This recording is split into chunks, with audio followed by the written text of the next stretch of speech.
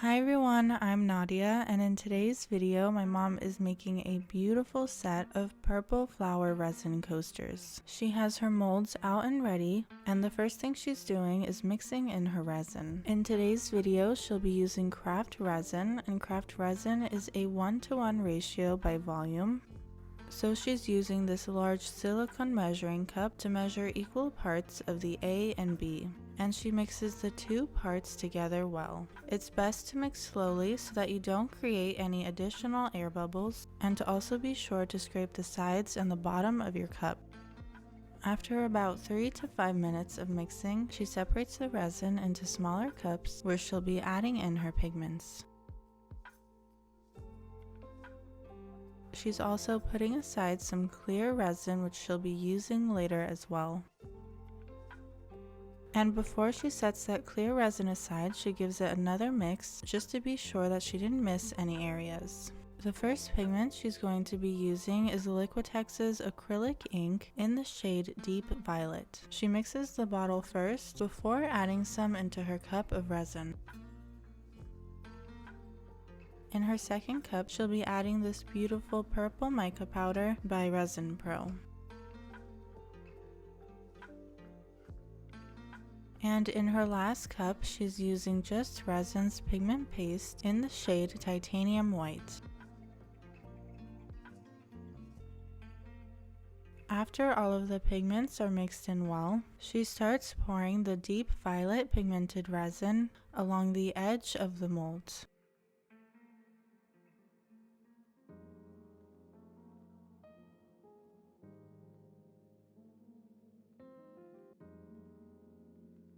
Followed by her purple mica powder pigmented resin on top.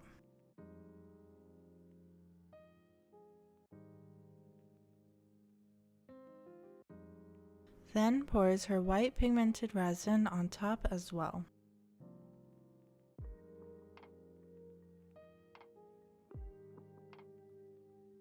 And she pours her clear resin into the center.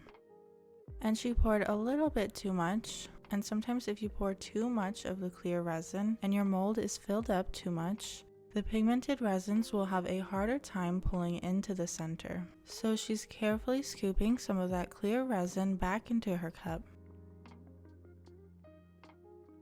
And she repeats the same process for her second mold.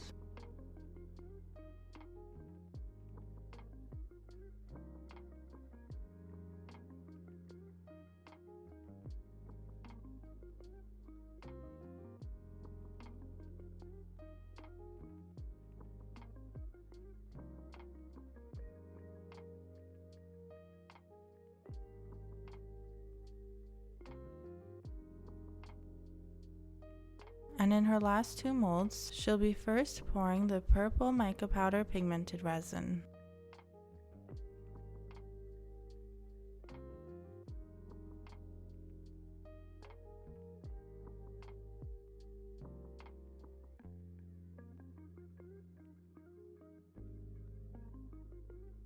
She uses a wooden stick to make sure that the resin has reached the very edge of the molds.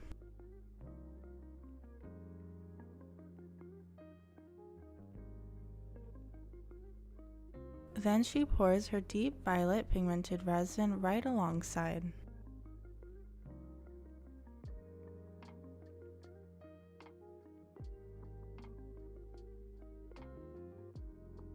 And her white pigmented resin on top. And then pours her clear resin into the center.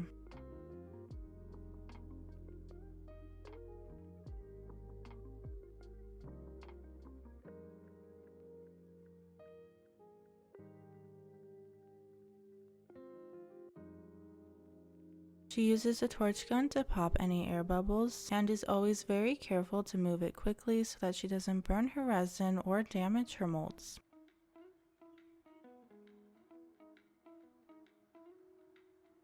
She had some leftover resin, so she's pouring that into an extra mold, which she'll be turning into a bowl later. And we can watch how the pigmented resin pulls into the center in the coaster molds.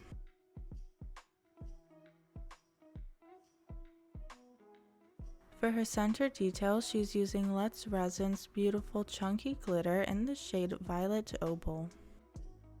As always, I'll have all of the products that you see in this video listed in my description, so if you're interested in giving this tutorial a try, be sure to check that out.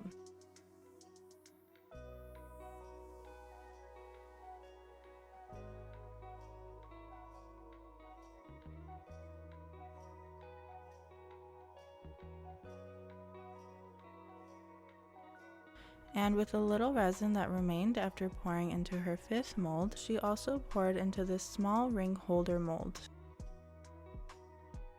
And here she is the next day demolding.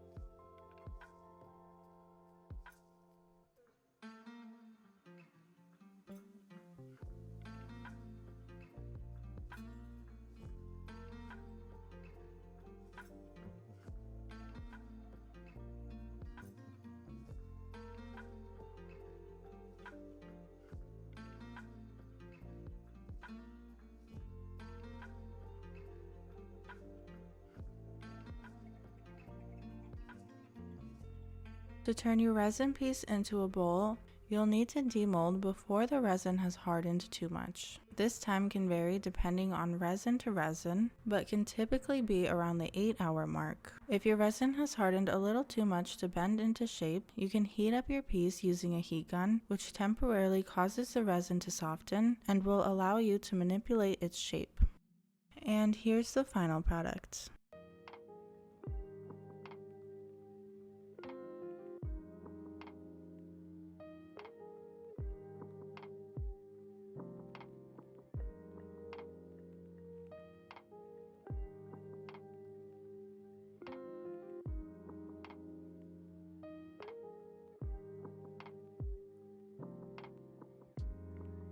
Thank you guys so much for watching. If you liked this video, subscribe to see more videos like this in the future. Follow me on my Instagram, Summer Girl Designs, and my mom's Instagram, Wild Heart Resin Art.